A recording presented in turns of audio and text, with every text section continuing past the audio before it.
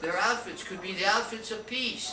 There's no, or you can have the rock stars, the gorgeous, excuse me for 1 second, the gorgeous, sexy women who wear these almost see-through, almost nothing dresses, and they can have the word peace, freedom, or love poem, and so on.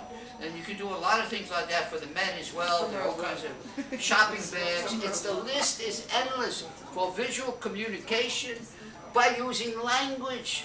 And that's the important thing. I don't use photographs. I don't know, and all of this is very important.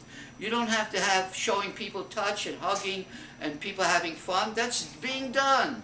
This is opening a door to a new structure of thinking where we can evolve.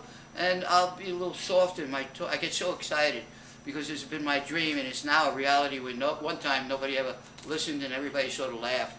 But anyway, here's a way we can introduce a new way of thinking. And I normally have, by the way, I would have a gift for all the women, a beautiful silk scarf of peace and freedom, which I normally have, and which was sold at the United Nations, and ties, if you notice, of freedom. You could say it in different languages, you could have the word peace and so on, you can have, there are so many tools we can use. Let me give you my card, and I also would like to show you the scarf. I would normally give the girls beautiful scarf and the fellows a tie. You gave me one. Oh, so you got one? Okay. And later, if you want to give me questions on a molecular basis, the scientific community does non-invasive techniques into this.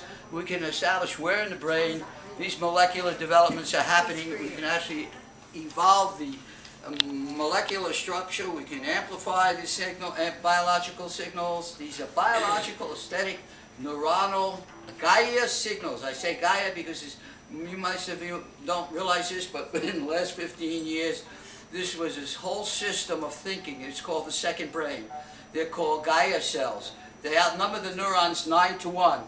They're responsible for thought, music, for our higher consciousness, cognition, and also responsible for all kinds of diseases now, Parkinson's disease, and a million different things within the brain. And if you would like to read a good book about it, it's called The Second Brain by Douglas Field. I recommend it. It'll open your mind up to say, for 120 some odd years, they thought this was nothing because it had no electrical signals, and the grants were dependent upon neuron development. Let me give you this little card. If anybody would like to, oh, you have one. That's you know, can I say a word? Can I just say a word? You can't.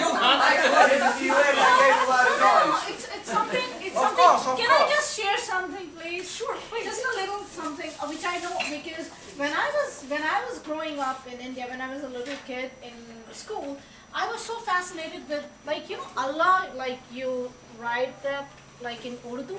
I used to write it and practice all the time. So I'm just saying that, you know, we are all human beings and we love peace and friendship, and it's just the politics which I think. Well, one of the things I want to point out, I want to drive home I mean, to you. I want to drive this home to you like very carefully because people don't really hear it, and this is the crux of where I am. And that is on a molecular level. On a molecular level, if we amplify these new biological pattern configuration signals around the world, we can influence, we can modify, we can shape, we can reconfigure the basic biological neuronal structure of the human mind, and in itself meaning thought. And that will be for Asia to carry on a new light, a new torch of freedom that the West has given to you people, and you're all now expanding and exploding in terms of growth and development in every which way. It's hard to imagine. It's a renaissance for Asia and all its billions. This I want to point out, and then I'll be quiet.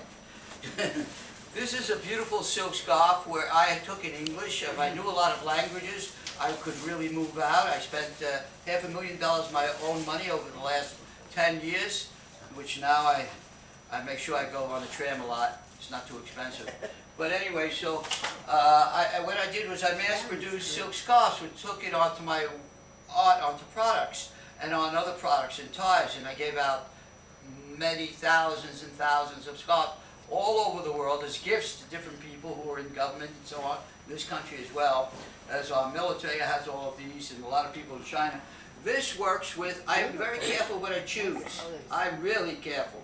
Everything I do is extremely analyzed and developed before I do it. It seems like that's like quick, and I'm not. Believe me, it's careful.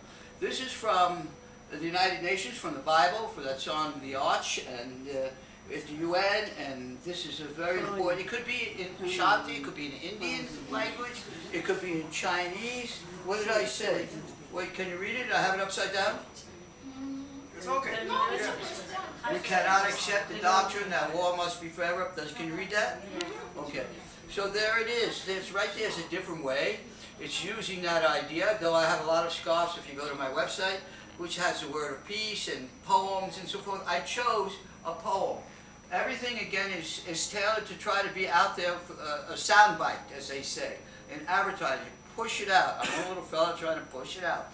So I chose a love poem from the 18th century.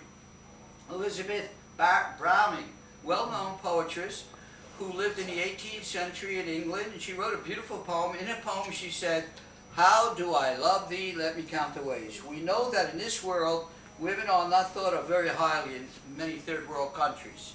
And we know in this country and all developed countries too, there's a little bit of a problem. Not 100% in developed countries, but it's not so good. So by honoring women, whatever be the poems, you can take documents. I honor one of my artworks, which is on a scarf too, is the Charter of the United Nations. So you can pull documents from China. You have a history. Can you imagine? Oh, I talk too loud. You have 6,000 years of the greatest culture the world has ever known.